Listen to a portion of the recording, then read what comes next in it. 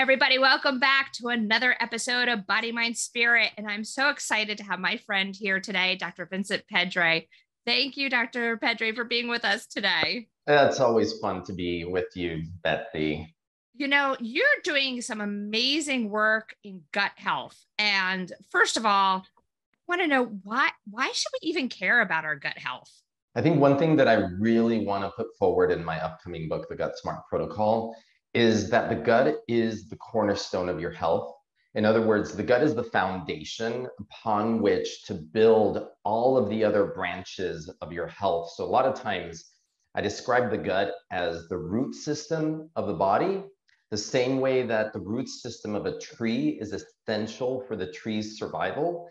The gut is the center of your health, and there's so many interconnections: gut skin, gut hormone, gut brain, gut autoimmune, that I really want to get that point across to people. And I think we're kind of like at an inflection point with where I think we have our understanding of the gut and all the research that's been coming out with the gut microbiome, and really starting to understand that the gut was this, kind of overlooked organ that we thought, yeah, it's for digestion and people get acid reflux and all that. And it's so much more than just that. Yeah, how long ago did you kind of discover that the gut was pretty much it sounds like it's the answer to like most problems? I grew up with a ton of gut issues because I was on 20 plus rounds of antibiotics as a child. And I didn't know at the time, but I was getting sick all the time. And I went on antibiotic after antibiotic, 2 to 3 rounds per year, destroyed my gut microbiome. It led to gluten sensitivity, leaky gut, dairy sensitivity, and I was eating all the wrong foods. So my immune system was suppressed. So I knew that there was some type of connection, but I didn't really understand the full breadth of it. And I have to be honest, we weren't taught that in medical school.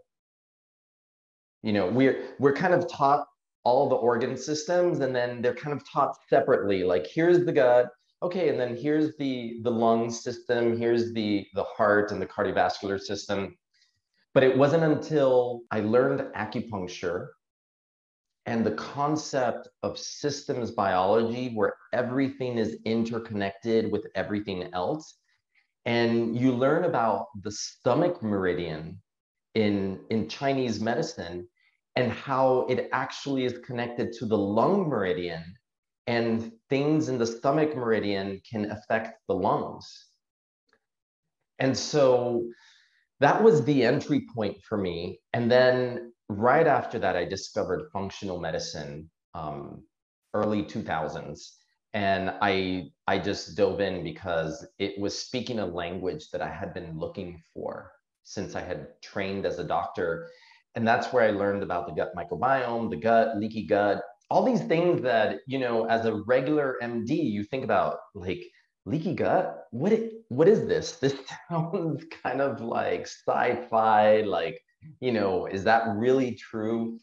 And the great thing now is that the science has caught up. So the, standard Western medicine cannot deny that leaky gut exists. Whereas 20 years ago, leaky gut was looked upon as this weird diagnosis that naturopaths and alternative healers talked about, but it wasn't really a thing. And now we know that it is.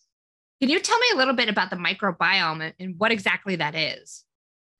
So we have many microbiomes. The microbiome represents the summation of bacteria, viruses, parasites, yeast, all of the microorganisms that live on and inside the body. And there are many microbiomes. There's a microbiome in the palm of your hands. There's a microbiome inside your airways and your nose. There's a microbiome inside your mouth, around your teeth. There's a microbiome inside the vagina that's really important. And then the biggest microbiome in the body is in the gut, especially in the large intestine. And when I say big, we are talking 100 trillion microorganisms, bacteria. And to put that into perspective, There are 400 billion stars in the Milky Way galaxy, and we've got 100 trillion microbes inside the gut. So the microbes in the gut outnumber the stars in the Milky Way galaxy by, multiples. So I think that's one of those concepts that's kind of hard to understand. And the variety of microorganisms is about 500 to up to 1,000 different species, strains of microorganisms that live inside and all over your body.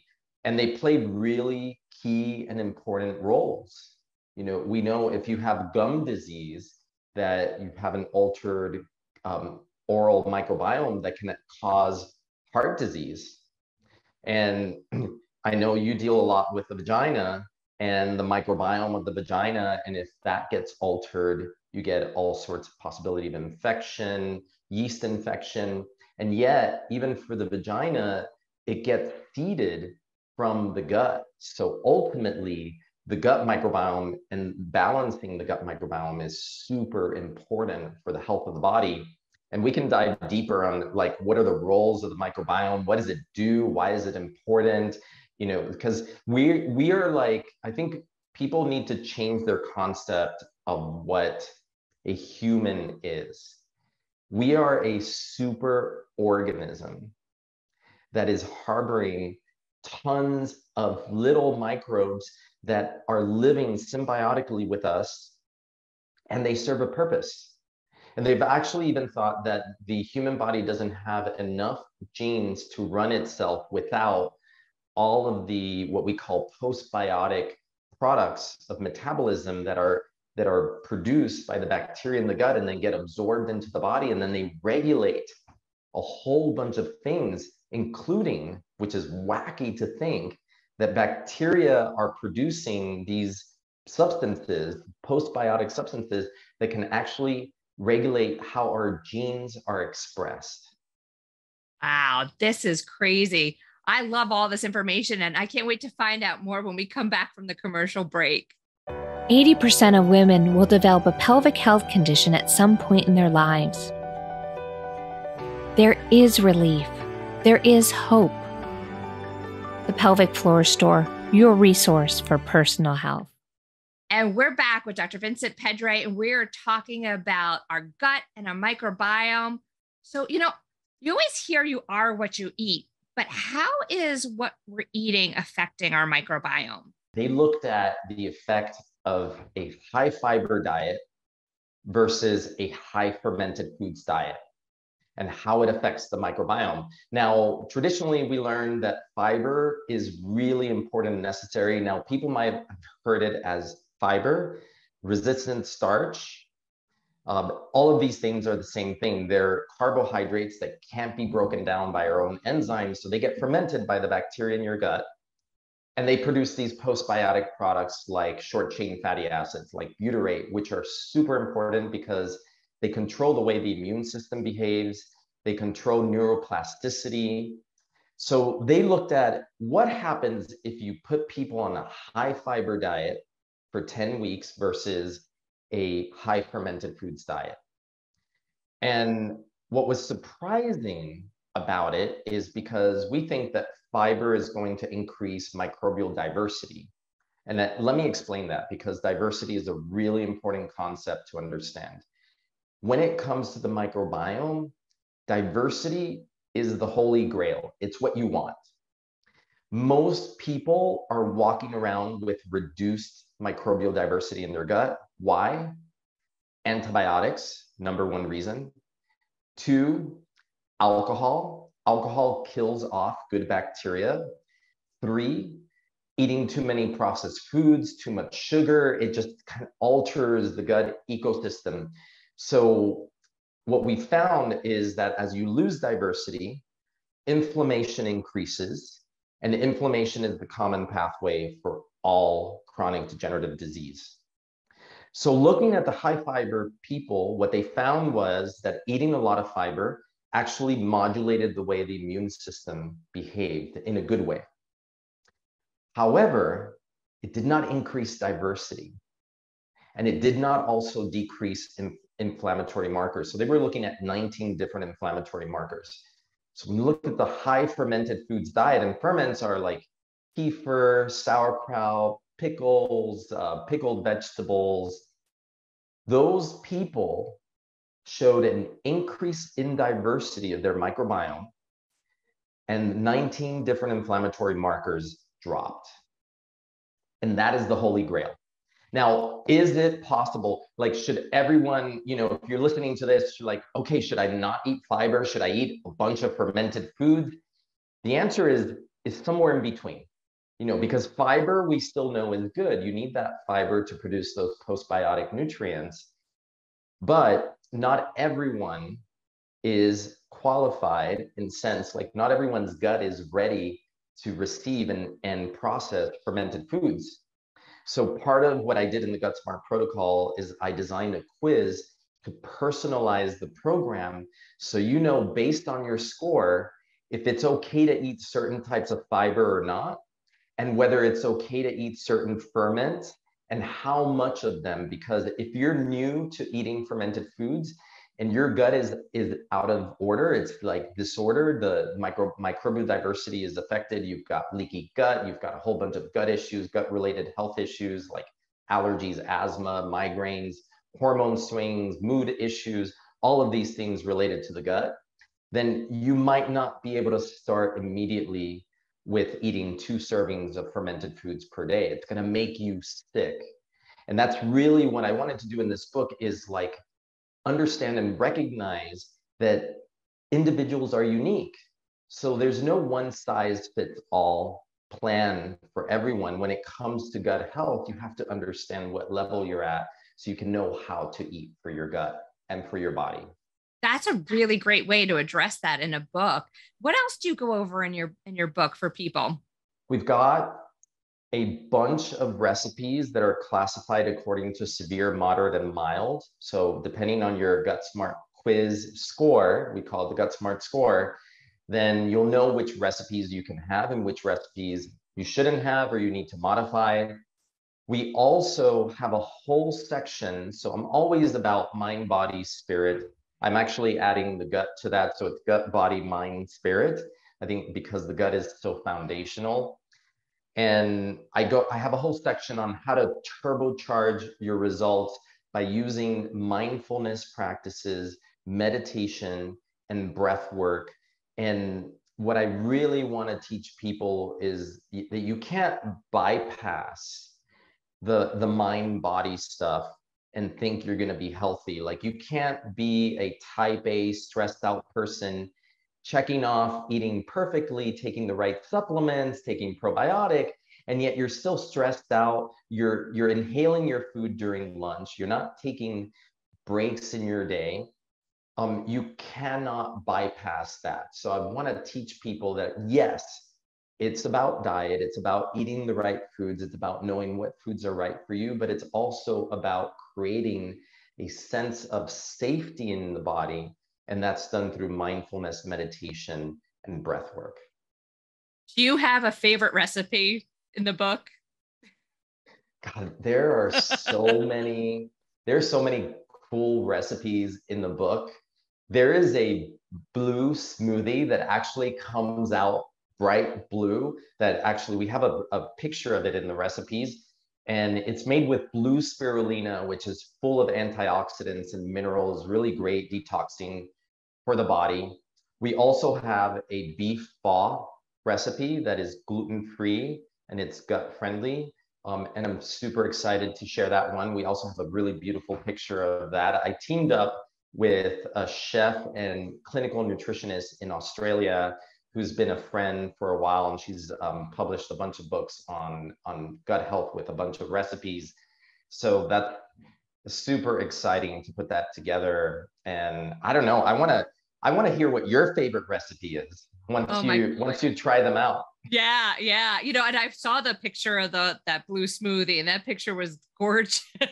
So I actually ended up buying some blue spirulina, which is really a fun ingredient to have in your kitchen, because you can make some really cool looking smoothies, because if you put the blue spirulina with some greens, then you'll end up getting a teal colored smoothie, which is kind of funky.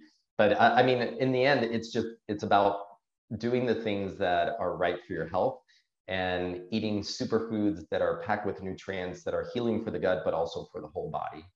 So, one of the population of people that I find sometimes is difficult to get them to understand this is like people my parents' age, for example, because I'm throwing my parents under the bus now, I know. But I'm always trying to talk to them about eating healthy and why it's so important for their health. But they're kind of in that age group where they just want to take a pill. Like, what would you say to that group of people to be like, explain them why it's so important that they should be looking at their gut health? First of all, saying that the gut relates to every single system in the body. And the one thing that you're feeling as you're aging is probably memory issues, brain fog, and word finding difficulties. And you need your gut microbiome to be healthy for your brain to be healthy. The second thing I would say is baby steps. Think of it as stepwise activation. I have patients through all age groups. My oldest patient now is in her 80s. I've had patients in their 90s. I disagree that you cannot teach an old dog new tricks. I think you can if they're willing, but it can't be that you do a whole bunch of things at once. You want to master one thing at a time. And I call it stepwise activations, because say you just decide, okay, I'm going to clean out one part of my diet. Maybe I'll stop eating bread when I go out to restaurants, and you conquer that. And then you start adding some good things in, maybe some avocado, some wild salmon, some hemp seeds, things that we know are rich in omega-3s that are also going to feed the microbiome, maybe some sauerkraut if you qualify. So, I would say everybody loves taking a quiz. So tell your parents to take the Gut Smart quiz, find out what their score is, and then just get curious, because aside from the recipes, I have food lists that are divided into mild, moderate, and severe, and they tell you what foods you can eat that are okay for you to eat depending on your Gut Smart score. And maybe that would be a way to excite them, because then you can retake the quiz after you've done the program and see how your score has improved. That is great. Where can people find the book and find out more about you? They can go to gutsmartprotocol.com, and I have a gift for all your listeners. If they go to gutsmartprotocol.com/gift, and I know you can put it in the show notes, they can get a free chapter plus a few special surprises from my book. They'll download that immediately. And they can also purchase the book from any major retailer, Amazon, Barnes & Noble, Bookshop, any of the online retailers will have it. Right now, though, if they go to the website, they can pre-order the book and get 5 special bonuses that they won't get if they go straight to the retailer to order. So definitely download a free copy of one of my chapters and check out the special bonuses that you can get on the website. And I'm also going to tell people to follow you on social media, because Dr. Vincent does some amazing, funny videos too. So, right. All right. I do like to do those silly reels on Instagram. Yeah, at Dr. Pedre. And you too. I love your social media as well. I follow you. All right. So everybody go check those things out while you're there. Don't forget to go to wytv7.org. Just check out all the other wonderful programs. And when you're there, don't forget to hit the donate button, because every dollar that you donate goes towards scholarships, community events, and bringing great programming like this today. Well, thank you so much, Dr. Vincent, for being with us. Thanks for having me.